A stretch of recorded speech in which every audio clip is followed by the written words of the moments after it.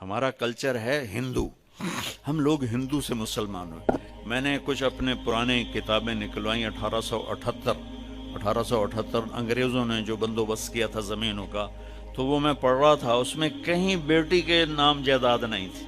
ساری بیٹوں کا نام شفٹ ہو رہی تھی، ساری بیٹوں کا نام شفٹ ہو رہی تھی، چونکہ ادھر مثلا اس پیپر ہمارے خاندان آ رہا ہے، اس پیپر پہ ہندوؤں کا آ رہا ہے، تو دونوں طرف میں نے دیکھا بیٹیوں کے نام کچھ بھی نہیں تھا، ساری زمین یہ فلاں کی، اس سے آگے فلاں کے بیٹے کو منتقل ہو گئی، وہ کوئی دھیاں تو ہون گیاں، بیٹیوں کے نام کچھ نہیں ہے۔ تو اپنی بہنوں کو جب میرے نبی نے فرمایا جس کو اللہ نے 2 بہنیں دیں یا 2 بیٹیاں دیں، اس نے ان کا حق ادا کیا اور ان کو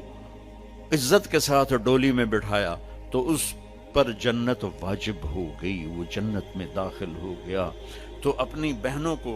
اب حق دو، اپنی ماں کو، باپ کو، بھائی کو، یہ ان سے کہتا ہوں اپنے بھائیوں کو عزت دیں، احترام دیں، اپنے گھر کی فضا کو محبت والی فضا بنائیں، اور محبت کی فضا بنتی ہے جب اس زبان پہ قابو پایا جاتا۔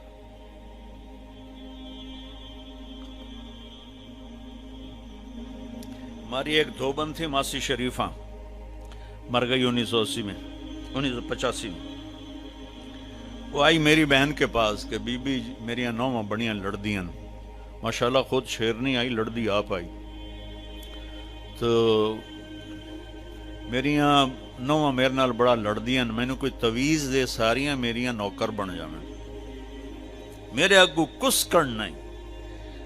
تو میری بہن نے ایسے ایک الٹے سیدھے بنا کے نا نقش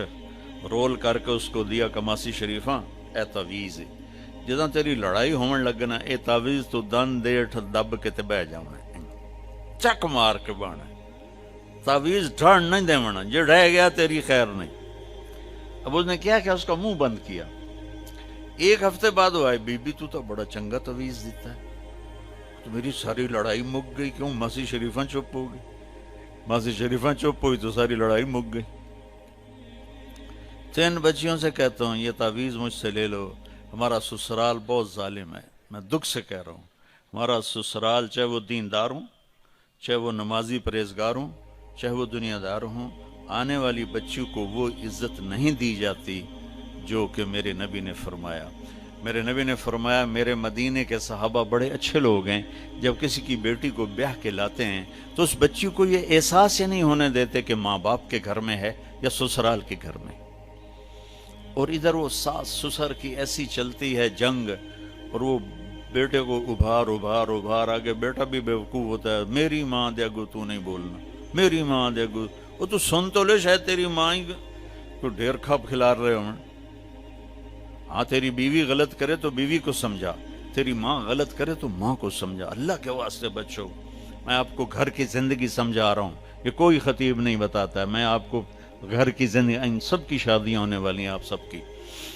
اپنے گھر کو جنت کا نمونہ بنانا ہے تو زبان کے بول کو میٹھا کر لو، غصے میں بھی ایسا بول نہ بولو کہ زبان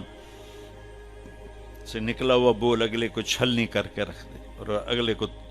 ساری رات رولاتا پھرے۔